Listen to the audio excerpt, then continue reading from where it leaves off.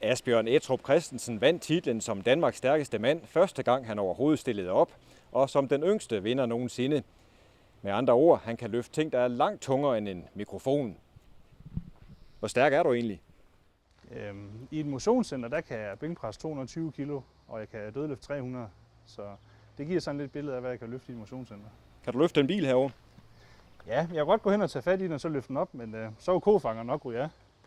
Men det vil jeg heller ikke gøre, fordi det kræver også lidt opvarmning, før man kan gøre det. Okay, hvad så med den fotograf herovre? Ja, ham kan jeg godt løfte.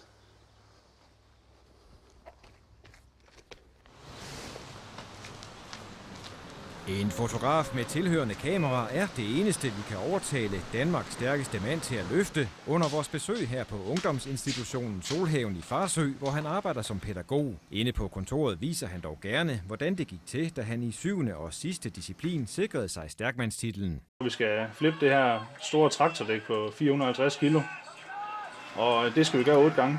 Her kommer det sidste flip, så, hvor at efter jeg har gjort det, så kan jeg så kalde mig Danmarks stærkeste mand. Det var en god følelse at komme op i kroppen der. Det var. Der kan man virkelig se, at al den træning, man har lavet hele vinteren, den munder ud i det her.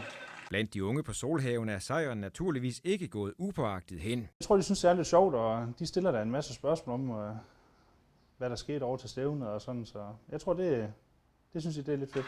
Vil man besejre Asbjørn Ettrup Christensen i næste års konkurrence, kræver det ifølge den regerende mester masser af træning hver eneste uge, også selvom man måske mest har lyst til at holde fri.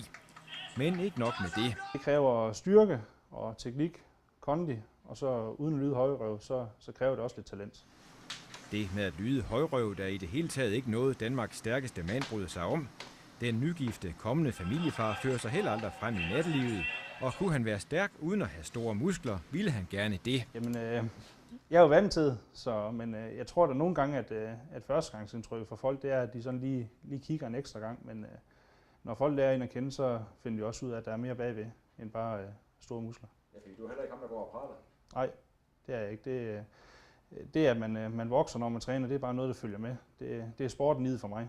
Hør her, i virkeligheden er du jo bare en stor slapsvans. Jamen, det kan vi da komme an på en prøve.